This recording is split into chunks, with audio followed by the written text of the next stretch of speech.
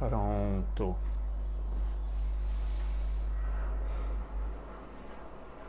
Vamos lá, começar aqui. Vendo aí o pessoal entrando. Boa tarde aí a todos vocês que estão por aí. Deixa eu só ficar de olho aqui. Na hora que a Mariana entrar, vocês sabem que a gente vai fazer a live com ela aí hoje. Então, só de olho aqui. Entrou e já vamos aí fazer ou acessar aqui. Já enviei, espero que dê tudo certo lá. Pronto, está conectando e aqui está ela. Olá, Matheus. Tudo bem? Tudo bem, tudo bem? Como que você tá? Deixa eu só aumentar aqui o volume. Pronto. Eu tô bem. Você falou que aí tá um calor, aqui tá um frio. Sim, sim. Só para o pessoal aí ficar sabendo, né? Eu tava aqui conversando com a Mariana antes e falei para ela que eu tava esperando dar o horário e aí que eu ia colocar a camisa, porque agora aqui são 7 horas, obviamente, da tarde, né? No verão aqui só escurece quando é 9h15 e tá 35 graus agora. Então, efetivamente, verão é assim. Eu, pessoalmente, não sou muito fã do calor, nunca fui. Sou muito mais fã do frio. Mas, enfim, faz parte, né? Um calor. Eu detesto. Olha, eu não sei aí pro pessoal, mas o seu, não sei se é impressão, mas aqui deu uma falhada agora no seu áudio. Deixa eu só mexer aqui. Não Deixa eu sei falar. se aqui é no meu fone ou se é por aí. De todo jeito, pessoal, tá tudo ouvindo bem aí? Estão me ouvindo bem? Meu áudio tá bom? Qualquer coisa eu saio e entro de novo. Pronto. Agora aqui para mim tá tranquilo. Agora ficou 100%. Tá. Mas enfim, acho que algumas pessoas estão dizendo ali que tá cortando. Vamos ver se Eu vou sair e entrar de novo. Eu acho que é tá. melhor. Beleza, beleza, combinado, combinado.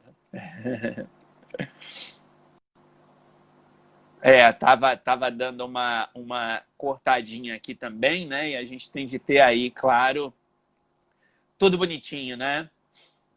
Pois, agora aí, Fernanda, agora ela já saiu, né? Mas vamos lá, vai entrar de novo, aí a gente começa aqui, espero que aí fique tudo tranquilo. Pronto, tá aqui, já tá pedindo aqui, vai entrar de novo, vamos lá.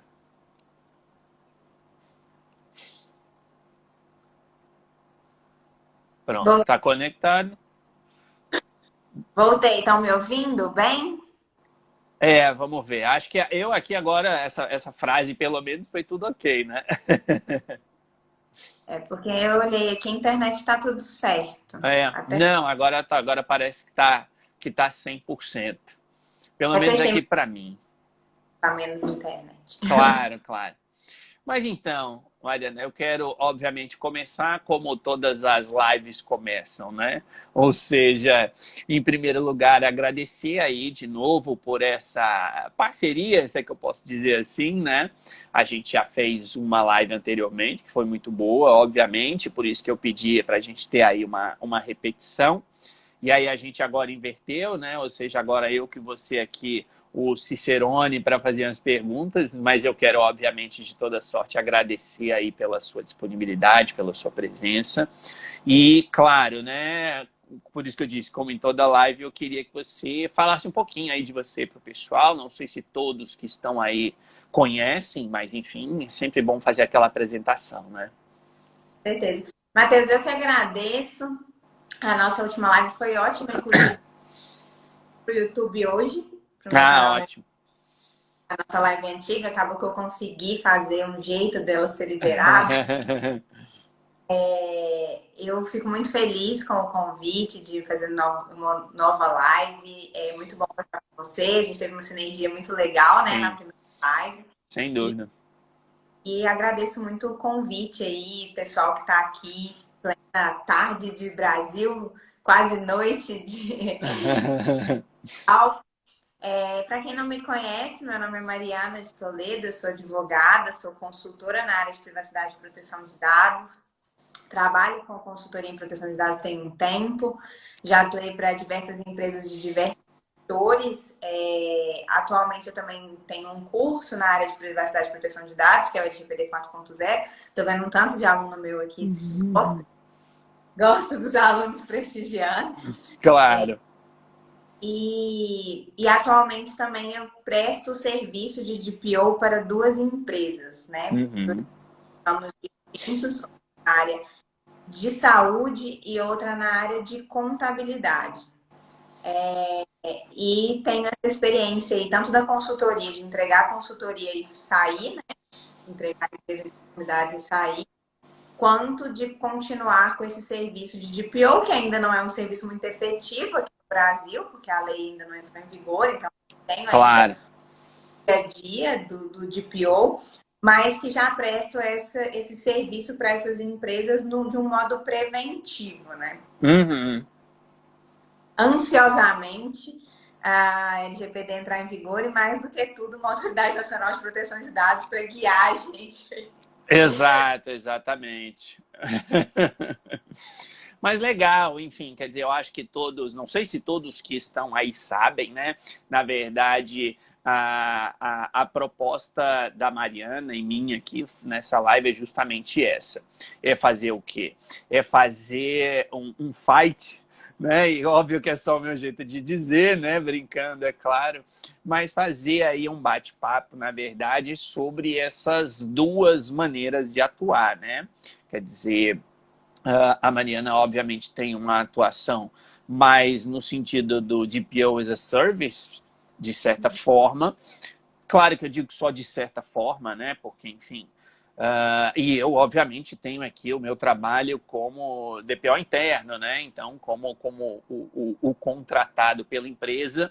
E a nossa ideia hoje, então, era justamente fazer um bate-papo aí, fazer uma troca de experiências e de ideias sobre esses, não vou dizer dois momentos, mas, na verdade, sobre essa posição do DPO, né?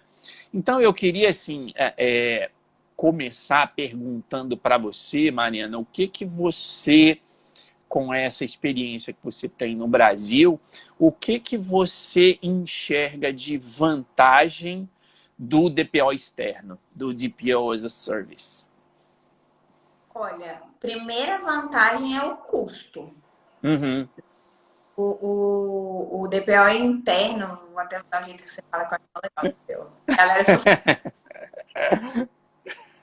do encarregado interno aqui, é que ele é um funcionário, né? Então, você tem os custos como funcionário e, além de tudo, não é um profissional barato, porque é um profissional que tem que ter uma qualificação técnica boa. E eu acho que tem que ser um profissional também que, além da qualificação técnica, eu acho que isso para ambos os casos, né? Para trabalhar com privacidade e proteção de dados, claro, é um profissional interdisciplinar, assim. Então, querendo ou não, não é um profissional barato de se manter na empresa. Quando pelo encarregado externo, querendo ou não, ou você fecha um valor fixo ou você fecha um valor por horas de trabalho prestado, né?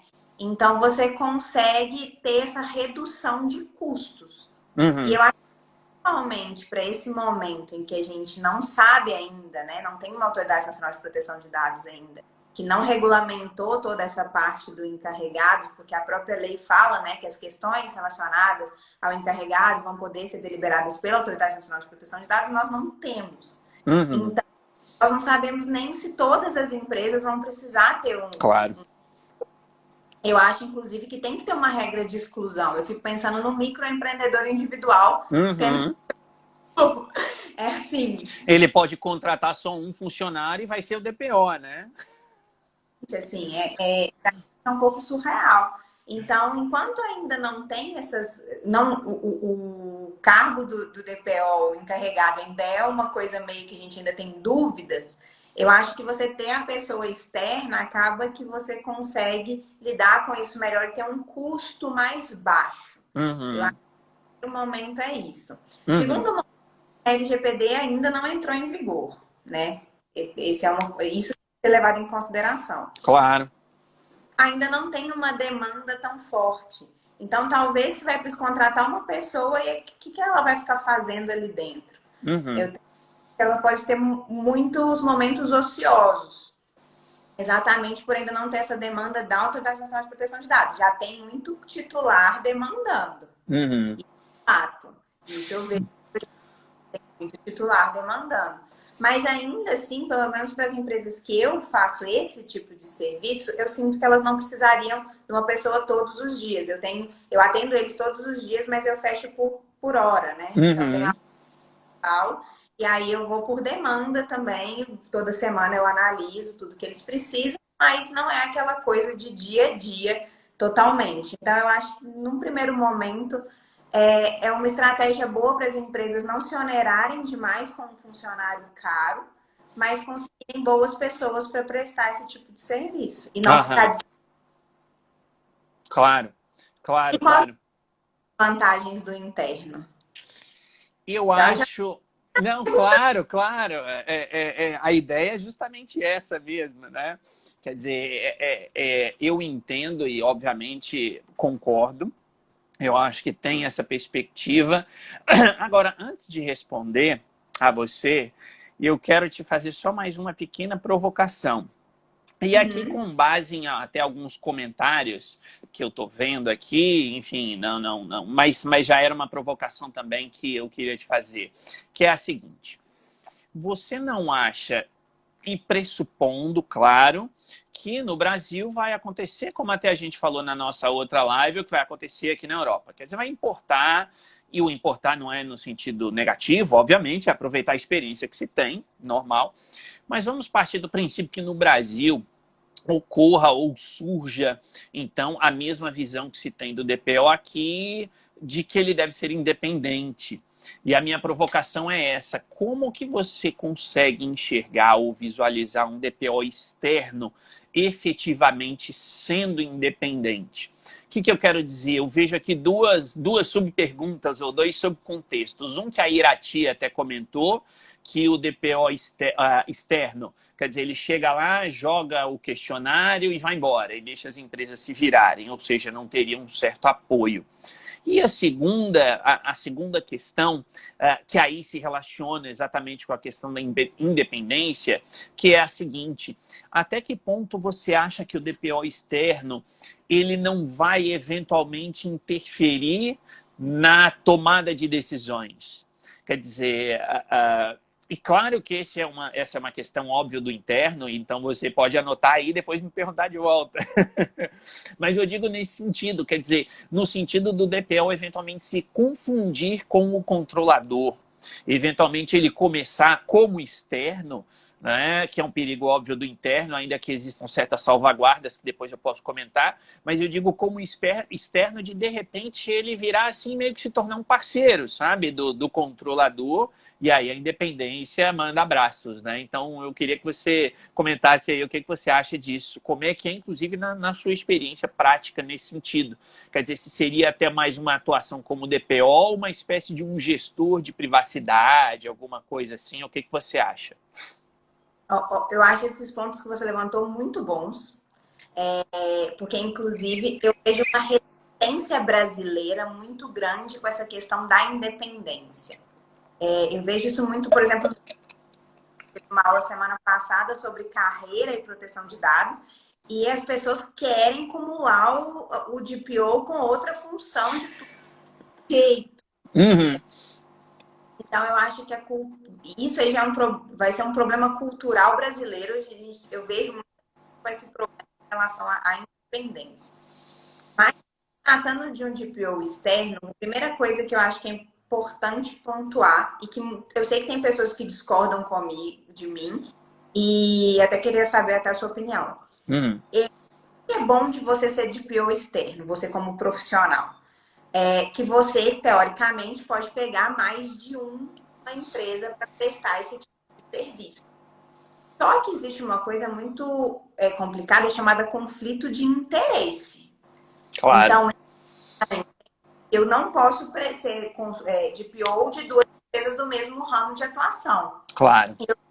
gente querendo se especializar, por exemplo, quero me especializar em imobiliárias. Então, eu quero ser DPO de várias imobiliárias. Você não pode, vai ter Não um vai conflito ser. claro. E aí as Uhum.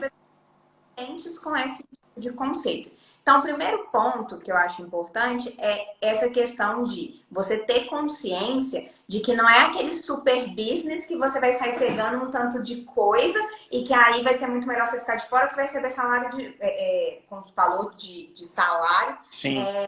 Todo mundo. Primeiro ponto. Então, você acaba essa ideia de que você não pode conflitar interesses. E um outro ponto que eu acho importante nessa questão de, igual você falou, de jogar um questionário e sair andando, né? E sai correndo, né? Faz um relatório mensal, tipo, fiz isso e foi. Eu acho que você tem que ter a cabeça de que você é um funcionário interno. Você tem que ter a cabeça de que você ocupa um cargo interno da empresa. Eles estão deixando de contratar uma pessoa para você estar lá dentro como esse cargo. Uhum. A única é que você não está subordinado só a essa empresa. Você pode atender outro, basicamente. Então, você tem que ter a consciência de que você tem que conhecer a empresa como se interno fosse. Você tem que se dedicar à empresa como se funcionário fosse. Eu, com os meus clientes, eu falo que agora com a pandemia não está dando para fazer isso, mas uma coisa que eu fazia muito antes era simplesmente ir para a empresa, sentar lá e ficar vendo o que eles fazem. Não só do ponto de vista de privacidade e proteção de dados, mas entender o negócio da empresa. Uhum.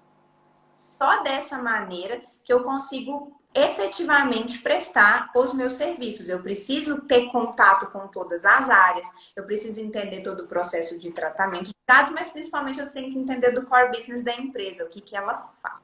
Claro. Né? E nesse ponto da questão da independência, eu consigo ver essa independência muito mais no externo do que no interno. Porque eu sinto que quando você está de fora, você acaba que você só se relaciona com aquelas questões relacionadas à proteção de dados e privacidade no fim das contas. Sim. Você diretamente com os gestores de área, então eu tenho contato direto com os gestores de área, com o diretor da empresa, com a diretoria da empresa, né? E gestores de área. Então eu tenho um contato com eles sempre, mas o fato de eu não estar ali dentro e eu só exercer exatamente essa função, eu sinto a minha independência muito mais forte do que se eu tivesse lá dentro, às vezes até fazendo algum tipo de outro serviço junto com aquele que eu faria. Mas o que você falou é muito verdade. Eu me sinto muito uma gestora no que eu faço diariamente. Eu me sinto muito uma gestora, por quê? Porque acaba que todos os projetos, eles vêm reportar a mim para eu ver se está em conformidade com aquilo que a gente implementou. Claro. Então, eu tenho que ir aquele meu projeto de conformidade que está ali rodando com todos os novos projetos que a empresa tem.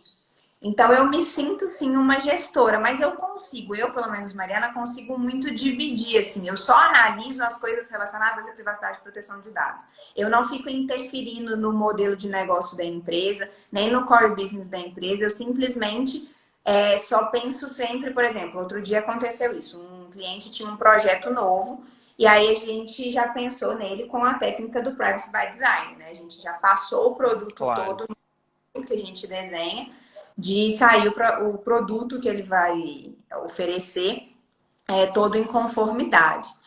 E aí, o que acontece? Eu sento com o pessoal de todas as outras áreas e a gente vai conversando. E aí eu vou pontuando só as questões de proteção de dados, sem, óbvio, matar o modelo de negócio da empresa. Porque aí é aquela coisa também, não, tudo não pode. Não pode fazer isso, não pode fazer isso, não pode fazer isso. Não posso fazer isso. Eu tenho a empresa rodar. Mas, ao mesmo tempo, eu sinto que eu faço parte da gestão dos projetos de uma forma geral. Porque todos só vão sair se eu der a minha chancela. Do tipo, pode continuar. Mas eu consigo ver essa independência de forma mais tranquila. Desde que você sempre trabalhe com essa questão de sempre olhar o conflito de interesse. E eu vejo muita gente querendo bater cabeça com isso, querendo muito cliente, querendo... Não, é um super negócio. Eu nunca tinha ouvido falar, eu fiquei ouvi falar essa semana, não sei se você já ouviu falar, de empresas que estão criando, tipo administradores, tipo síndico. Eu não conhecia, fiquei conhecendo essa semana. E aí eu... E aí? Fiquei um pouco complicado. É complicado. É complicado. Bom, eu vou aqui voltar rapidamente e já tem aí uma pergunta, outra pergunta da Irati, que vai ser para você também, que é uma pergunta bastante interessante, né? E aqui, já pulando aqui para Esther, também vai ficar salva assim, deixar aqui no IG e depois também a gente joga lá no YouTube. Mas eu vou fazer uma coisa que eu esqueci de fazer, né? Na verdade, a gente começou e já fomos, mas obviamente tem muitos aqui que estão assistindo que talvez não me conheçam também, né? Tenham vindo aí da sua seleta audiência. Então, para quem eventualmente não me conhecer aqui, dizer rapidinho, me apresentar rapidinho para a gente não gastar muito tempo, né? Ou seja, meu nome é Matheus e eu estou falando direto de Lisboa, moro aqui em Lisboa, em Portugal, e eu sou o DPO da L'Oréal aqui em Portugal. Então, por isso até que a gente resolveu fazer isso, né? Quer dizer, justamente trazer aí a experiência da Mariana como alguém que está, de maneira geral, pelo menos atuando sempre do lado de fora da empresa, e eu como DPO da L'Oréal aqui, contratado, interno e etc, né? Então, deixar isso claro aí para o pessoal, né? Eventualmente alguém não saiba, então... Mas aí eu respondo, né? Quer dizer, o que você devolveu, né? Ou seja, eu acho que o grande ponto positivo do DPO interno é justamente essa questão que você acabou de falar até. Quer dizer, um conhecimento maior ali das engrenagens da organização, né? Ou seja, eu acho que... E aqui eu até faço um parênteses, que na verdade ele vai permear e permeia todo o meu pensamento a respeito disso, que é o seguinte: eu acho que os dois têm pontos positivos e negativos, né? Ou seja, na verdade eu até digo que é como tudo na vida sempre tem um lado bom e um lado ruim, independentemente do que seja. Então eu acho que ser DPO interno tem essa grande vantagem que realmente é conhecer, especialmente quando você fica mais tempo ali dentro da organização, quer dizer, você começa a ver os detalhes, ver como que a coisa realmente funciona, conhecer os egos dentro da organização para você saber lidar com isso, né? Saber quando recorrer a quem, onde, como e etc, etc, etc. Então, eu acho que essa é uma grande vantagem. É lógico que aqui no contexto europeu é um pouco diferente do contexto brasileiro, inclusive em termos de obrigações trabalhistas, né? Ainda que aqui também exista um estado social muito forte, é claro, mas em termos de valores, eu não acho que a diferença é tão grande quanto talvez venha a ser no Brasil, né? Agora, tem o outro lado, e aí eu acho assim, até a gente comentou um pouquinho na outra live, mas talvez dê para aprofundar um pouco mais, que é essa questão da independência, e até teve 2 semanas atrás que eu participei de uma outra, e a pessoa com quem eu estava fazendo, ela é advogada do direito do trabalho, e aí ela trouxe a questão, né, de que o funcionário necessariamente tem a condição de subordinação, né? E ela questionou como que um subordinado pode ser independente. Então, quer dizer, eu acho que nesse ponto, e por isso que quando eu fiz a provocação eu coloquei, supondo-se que no Brasil venha a ser como aqui, claro.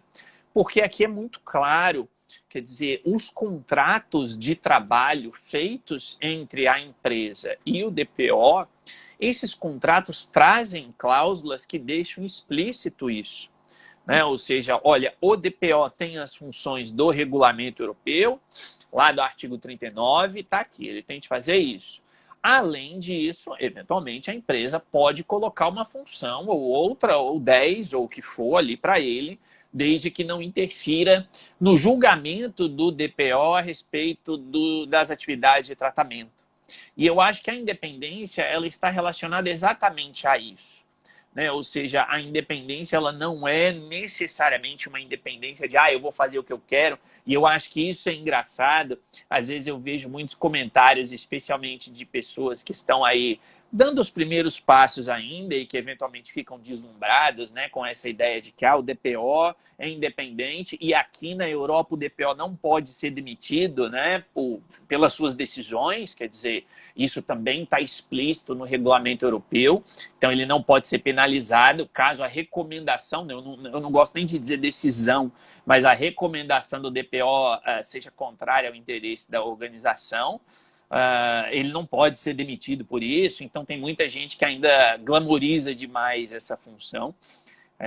Mas eu acho que a independência do DPO interno ela está diretamente relacionada, claro, a uma segurança que o regulamento nos traz, é óbvio, é inegável isso, mas também eu acho, e aí é uma questão que obviamente não é uma crítica a ninguém, mas é uma questão também de postura. E um pouco também de cultura no geral. Quando eu digo cultura no geral, não quero também de jeito algum dizer que existem culturas melhores ou piores. Eu já fui professor de antropologia e sei que isso não existe. Mas a ideia é que, na verdade, já há uma cultura, inclusive organizacional, da necessidade do DPO. Nem que seja por aquela coisa do tipo, a lei me obriga, então eu vou cumprir. Sabe? Ou seja, nem que seja por isso. Mas existe. E, além disso, os DPOs, e mesmo aqui em Portugal, que em termos de União Europeia não é tão avançado assim nessa questão de proteção de dados, mas mesmo aqui isso é muito claro. Quer dizer, eu tenho, obviamente, contatos com vários DPOs aqui, e todos eles são muito assim, olha, eu faço minha recomendação e pronto, mesmo os internos. Né? É claro que quando eu digo assim, às vezes também já me perguntaram isso, você diz que você faz a sua recomendação em ponto final. Claro que não. Claro que, na verdade, eu tenho de fazer, eventualmente, uma recomendação no âmbito do negócio da empresa. Né? Mas essa recomendação, ela e eu vejo isso, ela realmente é bastante respeitada e bastante independente.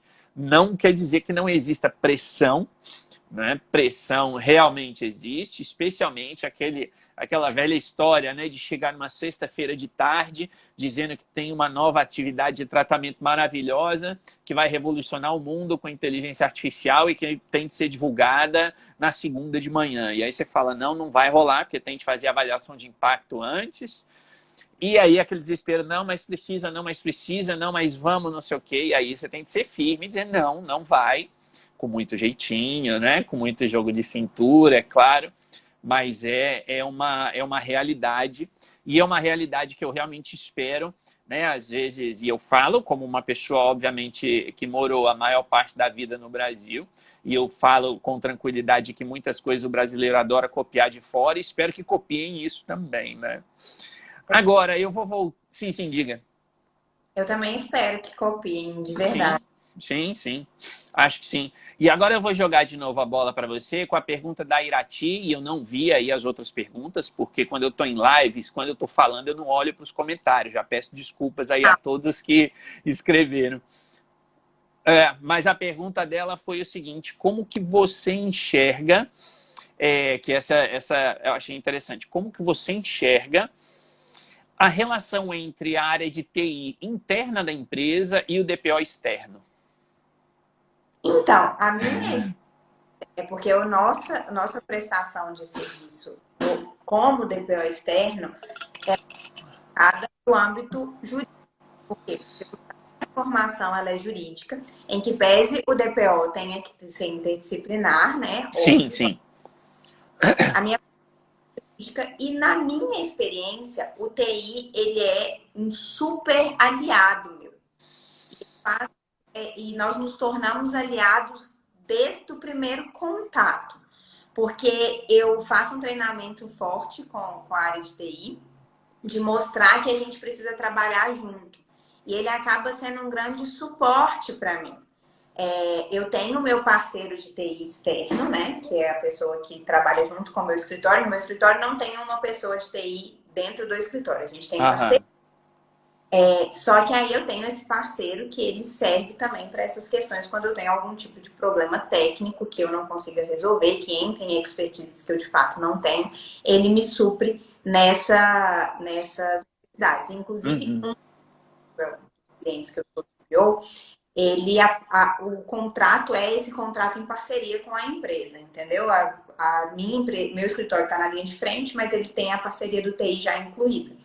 Mas eu vou ser muito sincera, eu sou aquela pessoa que trago as equipes para o meu time. Eu sou aquela pessoa que eu foco muito numa conscientização inicial da empresa do que por que que eu estou aqui e por que que eu estou prestando esse serviço e que tal de lei geral de proteção de dados é essa que a gente precisa implementar dentro dessa empresa, precisa se fazer cumprir dentro dessa empresa e o que que muda com essa legislação. Então, Uhum. pessoa que eu tenho um contato muito direto com todos os gestores e com a área de TI é uma área que eu realmente sempre tenho esse contato mais próximo, porque eu sei que, por exemplo, se eu tiver um problema, que eu tenha que fazer a gestão da crise, né? Porque eu trabalho com risco e gestão de crise. Porque eu posso ter nenhuma empresa está assim, eu nunca vou ter um incidente de segurança. Isso É uma questão de ser, não é uma questão de ser, é uma questão de quando, né? é uma questão de quando, exatamente. Então, uma das coisas que eu mais trabalho é essa questão dessa parte de gestão de risco e gestão da crise. E em ambos, eu preciso ter o TI do meu lado. Porque se eu estou gerindo o risco, a maioria dos riscos são ligados à segurança da informação. Então, eu tenho que estar ali com eles o tempo todo para a gente ver as formas de mitigação desses riscos. E se eu tiver uma crise, o primeiro setor que eu preciso que haja é o TI. Uhum. E preciso ter esse contato direto com eles. E o TI não pode me enxergar como uma pessoa externa, como uma pessoa que não faz parte da empresa. A pessoa que é porque o que eu vejo acontecer muito, Matheus? Ela é advogada da empresa. Aham. Entendeu? Eu não sou Sim. advogada. E eu aproveito até para te cortar um pouquinho. Peço até desculpas, porque o César mandou exatamente algo nesse sentido. Se tem algum conflito entre você e o jurídico de empresas. Não, porque eu não faço o jurídico. Eu sou a área de proteção de dados, privacidade e proteção de dados. Eu ali não estou como advogada, ali eu estou como encarregada de dados, como a DPO. Então, na verdade, é como se eu fosse uma área neutra. Por mais que o Uhum. meu técnico ele é mais forte no jurídico, a minha expertise é maior no jurídico, porque assim, o que eu quis dizer na hora que eu falei que a minha expertise é mais no jurídico e não no TI, é só porque eu literalmente, às vezes, eu vou olhar para uma coisa técnica e aí a cabeça vai fritar. O que é isso? Por isso que a gente Claro. tem a TI de parceiro. E é por isso que eu preciso do cara do TI do meu lado. Eu traduzo a lei para ele, eu sou uma tradutora da lei para ele, e ele Uhum. é um todo do sistema de segurança da informação para mim. Então a gente precisa saber conversar.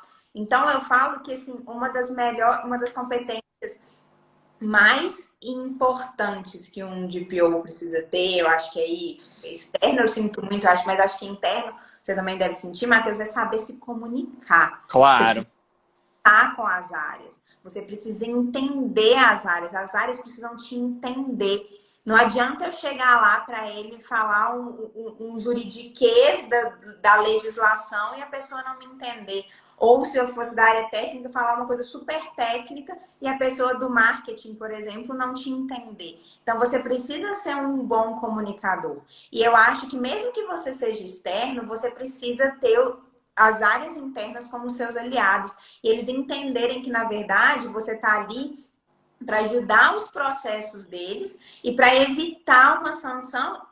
E eu sou uma pessoa que eu foco muito na oportunidade. Então, assim, para manter os seus clientes, manter os seus contratos. Uma das coisas que eu mais estou fazendo, Matheus, para os meus clientes atuais, não só os que eu presto a consultoria de PO, mas os que eu também faço só o processo de adequação, depois Aham. saio, é contato com os parceiros, porque Aqui no Brasil, não sei se foi assim também, mas está tendo uma pressão mercadológica muito grande. Então, um dos meus clientes, que é uma empresa considerável na área da saúde, ela está recebendo vários contatos de outras empresas muito grandes da área da saúde, como grandes hospitais, grandes planos de saúde, cobrando se a empresa está adequada. Uhum. Coisa que eu estou fazendo nesse momento é essa conversa, esse mostrar que a empresa está passando pelo processo de adequação ou que já está adequada para os parceiros, para que eles mantenham os negócios e auxiliando na elaboração dos contratos com as normas relacionadas à privacidade e proteção de dados. Isso é o que eu mais estou fazendo nesse momento. Sim. Porque é a demanda que está surgindo. Só que é óbvio que o DPO externo não pode ser confundido com uma consultoria jurídica ou com uma consultoria técnica. Você não é o TI da empresa, você não é o jurídico da empresa. Você é o encarregado de proteção de dados da empresa. Esse é o seu Ótimo. E eu quero exatamente pegar esse gancho que você está colocando agora, com o qual eu já digo de antemão que eu concordo em absoluto, eu concordo 100%, mas eu queria que você também assim colocasse com essa sua visão nesse tipo de trabalho, o que...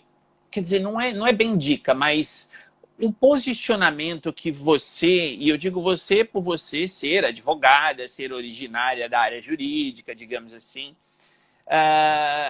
o que você entende que esse seu background jurídico pode gerar no trabalho do DPO?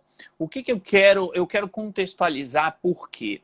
Porque, obviamente, assim como você, eu também estou aí em vários grupos de proteção de dados, para lá e para cá, e às vezes eu vejo pessoas que são da área jurídica e que olham para a legislação de proteção de dados como se fosse algo criado para gerar litígios. Ou seja, ou eu vou olhar para o umbigo da empresa, ou eu vou olhar para o umbigo do titular, e aí, óbvio, tem o advogado de lá e tem o advogado de cá, né? Mas eu, pessoalmente, quer dizer, eu não vejo assim. E eu acho que, na verdade, a pessoa que vai trabalhar na área de proteção de dados, e partindo-se do princípio que ela tem uma formação jurídica, o objetivo dela não é defender a empresa XYZ ou não é defender o titular, né? Ou seja, e aqui, claro, eu estou colocando sob a perspectiva justamente dessa função do DPO e levando em consideração isso que você falou, de uma certa neutralidade, até como você falou antes, né? Então, eu queria que você comentasse aí rapidamente sobre isso, quer dizer, como que você enxerga essa situação.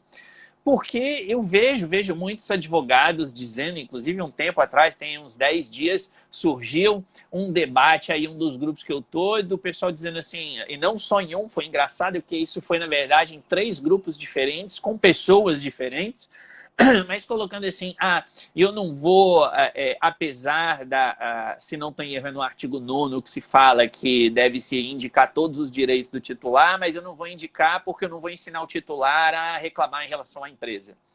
Né? Ou seja, eu quero proteger a empresa, ou seja, já com uma visão litigiosa da proteção de dados, e eu pessoalmente acho que, na verdade, você não deve ter essa visão, quer dizer, a proteção de dados, acima de tudo, é um direito fundamental, então eu acho que seja da área... E aqui, de novo, né, se eu for pegar pelo lado da TI também, quer dizer, vai ter gente que vai dizer, não, nós temos de fazer isso, tem de fazer aquilo, quando, na verdade, eventualmente, não é. Mas, no caso, como a sua formação e a sua atuação tem essa perspectiva mais jurídica, eu queria que você comentasse aí um pouquinho sobre isso. O que você acha?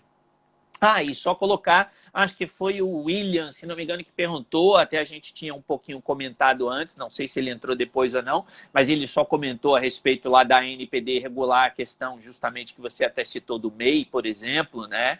Então aqui eu já antecipo, acho que foi o William que perguntou, quer dizer, a gente tinha comentado antes que sim, a gente espera que a NPD faça esse tipo de adequação, é claro, né?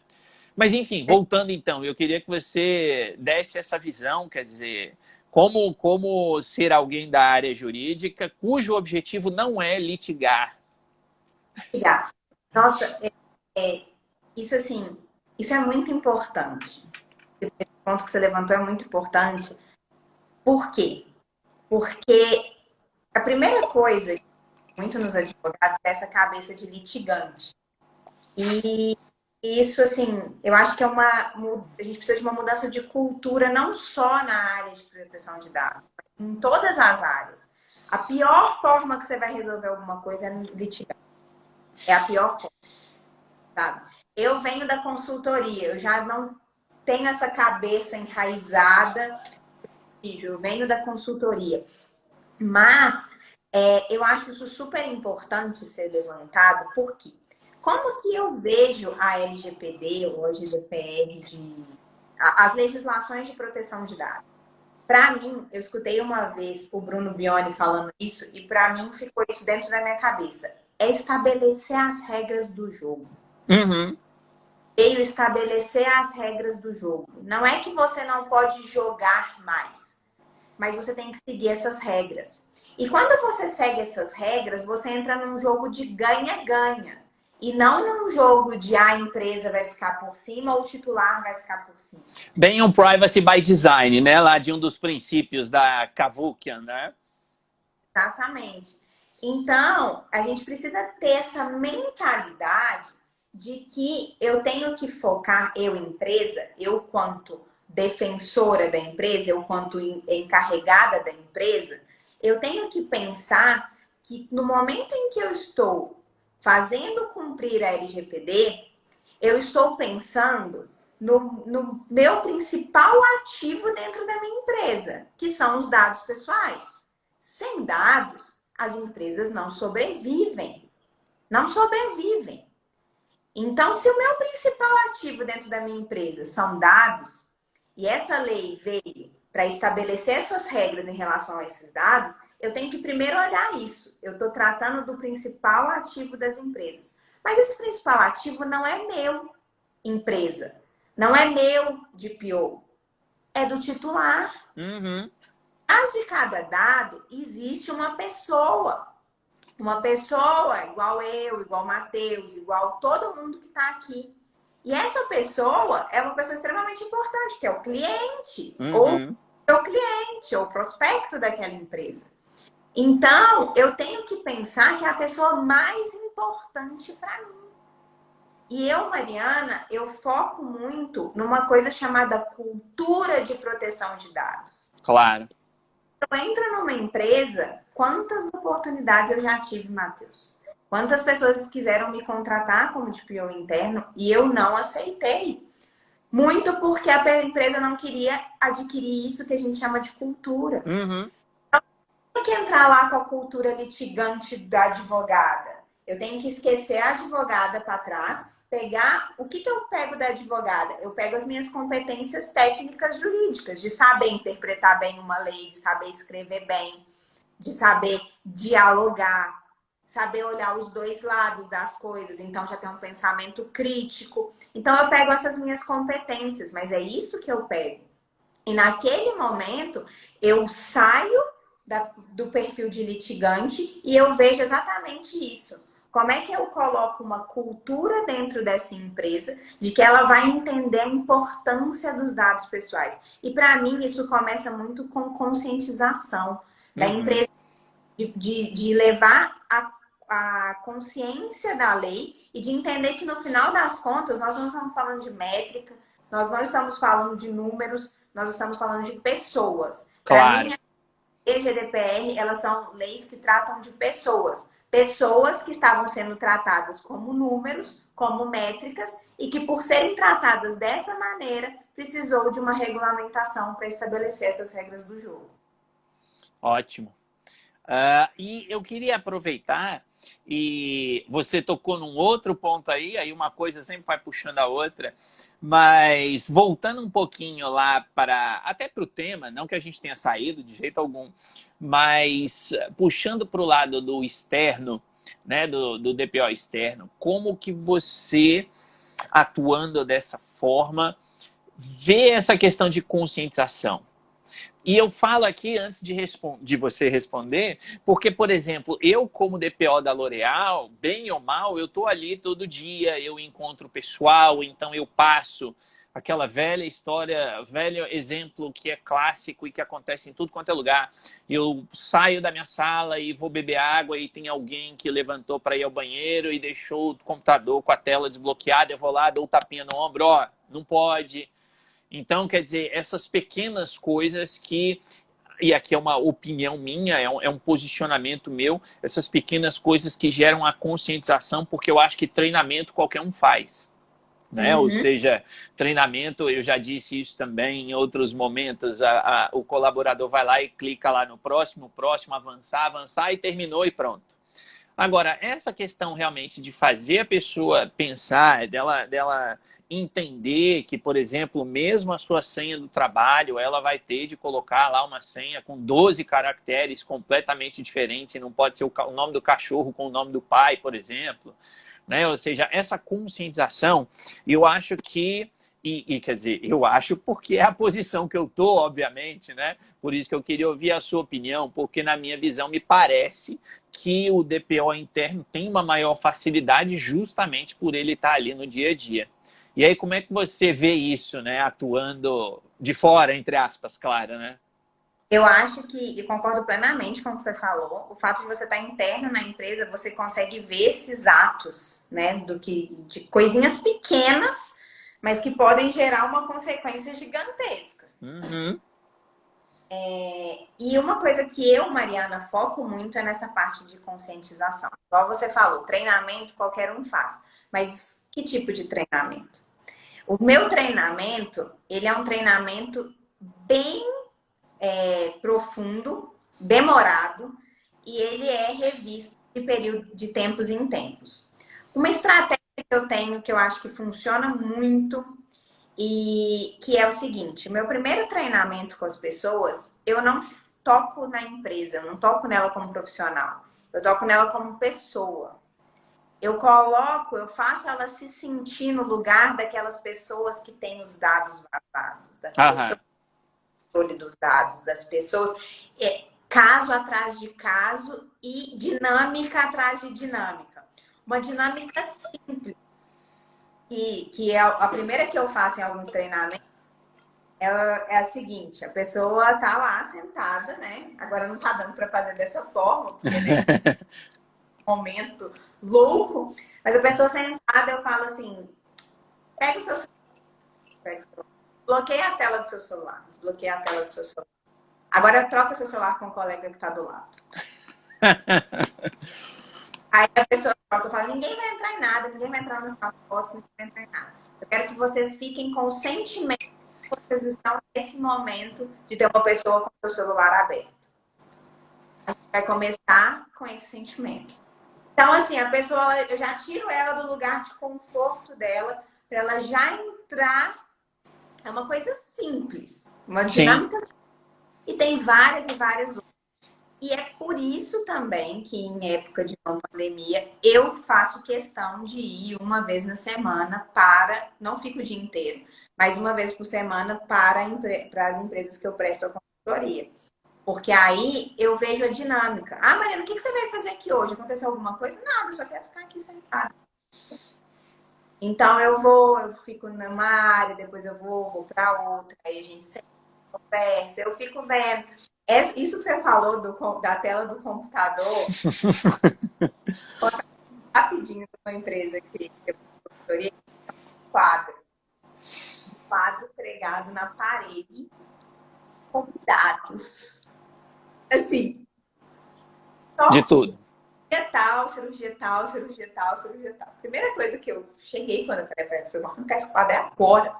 Você tá entendendo? Ah, não, mas esse quadro é muito importante. Não, vamos arrancar o quadro. Aí, beleza. Aí eu fiquei sem ir lá 2 semanas, tava fazendo coisas internas. Um dia eu fui lá. Aí eu era um quadro maravilhoso. Na hora que eu entrei na sala de uma pessoa, o quadro estava dentro da sala da pessoa. Aí eu falei assim: gente, eu mandei banir esse quadro. Tá entendendo? Não é mudar de lugar. Ele baniu. Aí eles falaram: não, beleza, vamos banir o quadro. Eles colocaram o quadro dentro do banheiro da... de uma pessoa, mas porque eles eram muito apegados a esse quadro. Aí eu falei, gente, tá vendo? Uma coisa tão pequena, foi eu brinquei que foi o rolê do quadro. Falei, gente, o rolê do quadro já resolveu. Porque, assim, são coisas minúsculas que fazem diferença. Exatamente, a pessoa levantar. Uma das minhas clientes, a diretora da empresa, né? A gestora, ela entrava no e-mail de todo mundo. Uhum. Todo mundo. E aí, um dia ela me ligou, Mariana, todo mundo mudou a senha. Eu não consigo entrar no e-mail de ninguém. Aí eu falei, que maravilhoso.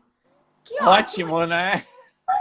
Eu preciso ter acesso. Eu falei, você não pode, sabe? Claro.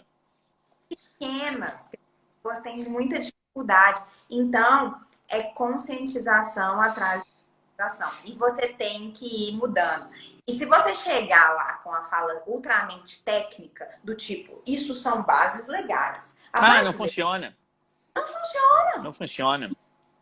Cansada de ver conscientização desse jeito, treinamento desse jeito. Não funciona. Olha a pessoa tá do outro lado. E eu faço muito por setor também, Matheus. Uhum. A linguagem que eu uso com o pessoal de marketing não é a mesma que eu uso com o de TI, que não é a mesma que claro. eu uso, não é a mesma que eu uso com o financeiro. Então, assim, tem os treinamentos de uma forma geral e tem o treinamento por direcionado, setor. Né? Então, não, assim, eu concordo. Acho que criatividade é a palavra de ordem quando você fala de uma boa conscientização. Sim, e você sim. A pessoa tem que sair de lá diferente, a pessoa tem que sair de lá preocupada. Eu falei que eu ganhei o dia, no dia que esse Face App voltou a bombar aí, esse negócio horroroso. E uma funcionária da empresa me mandou uma mensagem falando assim, Mari, você viu esse aplicativo? Eu fiquei sabendo por ela. Você viu esse aplicativo? É aquele que você falou naquele treinamento, não é? Eu não baixei, não deixei ninguém da minha família baixar. Mudou um pouquinho a cultura da pessoa. Claro. Eu tocar ela nesse ponto. E aí você começa a ver que seu trabalho está fazendo sentido. E eu acho que esse é o papel fundamental, que é justamente essa questão de mudar a cultura. Eu vi aqui alguns comentários, teve uma pessoa que fez aqui um comentário dizendo assim sobre aquela questão da litigância, dizendo, mas o brasileiro é litigioso. Mas então esse é o papel, mudar isso, ou tentar mudar. Isso também, eu ia até falar isso, sabe? É porque assim, é muito fácil a gente falar, mas o brasileiro é assim. Então você aceita e pronto? Então, exatamente. Então, o que você está fazendo? Exatamente. E aí, no âmbito dessa conscientização, eu queria colocar aqui também 2 exemplos, e que são exemplos assim que eu coloquei em prática, mas isso não é nenhum segredo, porque, enfim, isso está em manuais para lá e para cá. Mas um que eu também já comentei em outros webinários, que é combinar com o pessoal da TI e mandar um e-mail do tipo phishing para tentar ver quem cai. Então, isso e ali, meia dúzia de pessoas sabia. E outro que eu já fiz também foi entrar em contato com os colaboradores usando um número de WhatsApp que eles não sabiam quem era e me passando por um titular de dados e gerando as situações assim mais bizarras possíveis para poder verificar o que as pessoas faziam, né? Então, e lógico, aí depois você, óbvio, pega aquilo e faz ali uma indicação, pelo menos com pessoas-chave. Isso eu acho que é fundamental também. Do e-mail eu já fiz também. E é muito engraçado, porque esse do e-mail, eu lembrei de uma situação engraçada, foi que tinham 2 pessoas que sentavam uma do lado da outra. E as 2 receberam um e-mail e elas tiveram atitudes completamente diferentes. Distintas, E aí, a que tinha agido de forma incorreta, né, que chegou e comentou, falou, nossa, você viu esse e-mail que eu recebi? Aí ela, mas eu fiz isso. Aí a outra, não, mas eu fiz isso. Aí as 2 pegaram, não, alguma vez.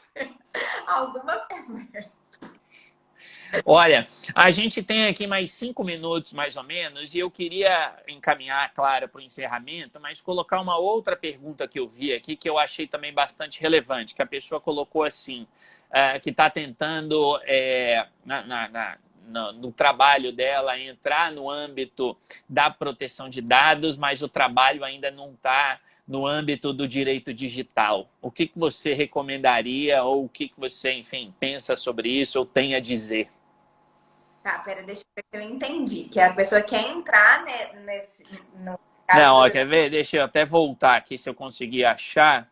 Aqui, ó. Como consultoria de processos, estamos tendo dificuldades pelos processos não estarem ligados ao direito digital. Foi falha minha na pergunta. Então, como lidar com essa situação?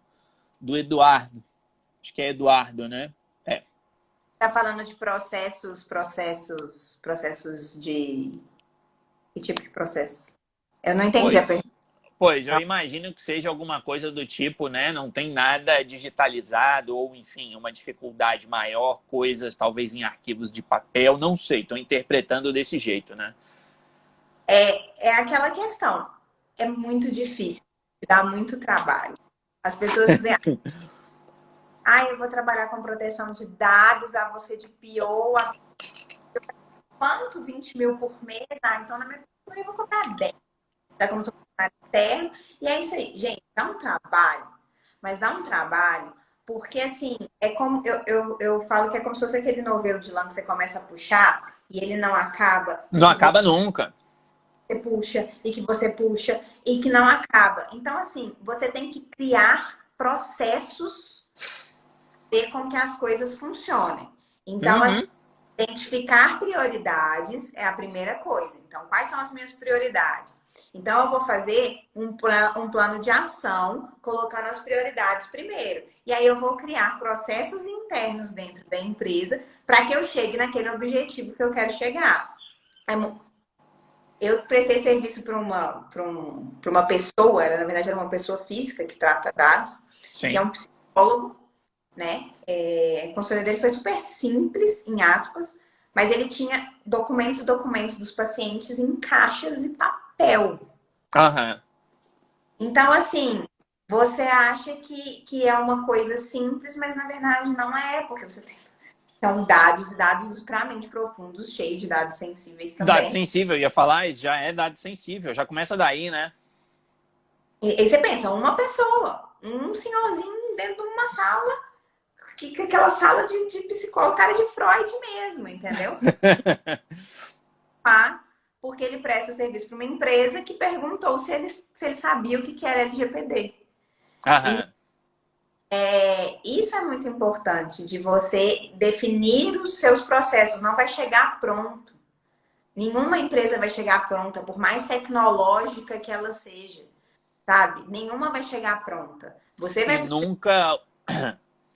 Não, e nunca olhar só para dados, né? Se não compreender os dados no âmbito de um processo, vai identificar um dado como um dado normal, quando naquele contexto ele é um dado sensível e aí vai fazer tudo errado, né?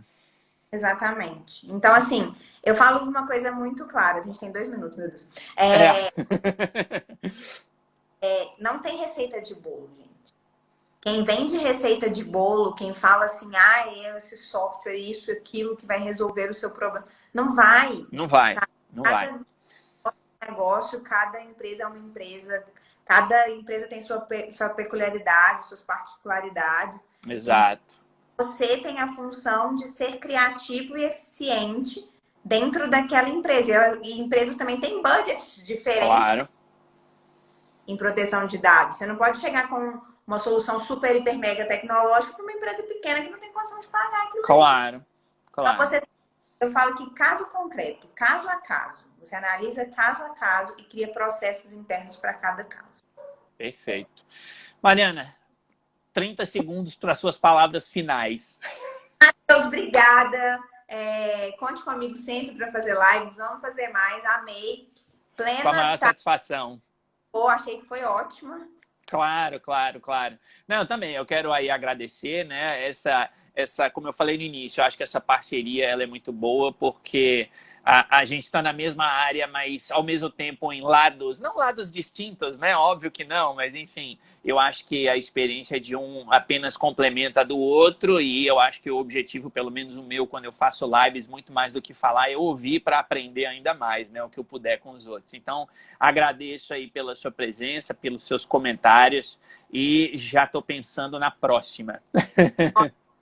Quantas quisermos e pudermos. Pronto, claro. E obrigado, obviamente, a todos que participaram, né? Os que são da Mari, me sigam, e os que são meus, sigam-na, porque com certeza vão estar ganhando bastante. Obrigado hoje, mais uma vez. eu acho que vai acabar, mas vou colocar a nossa outra live no YouTube hoje. Boa, sim, ótimo, ótimo. Pessoal, valeu, tchau, tchau para todos, até a próxima. Tchau, beijo. tchau.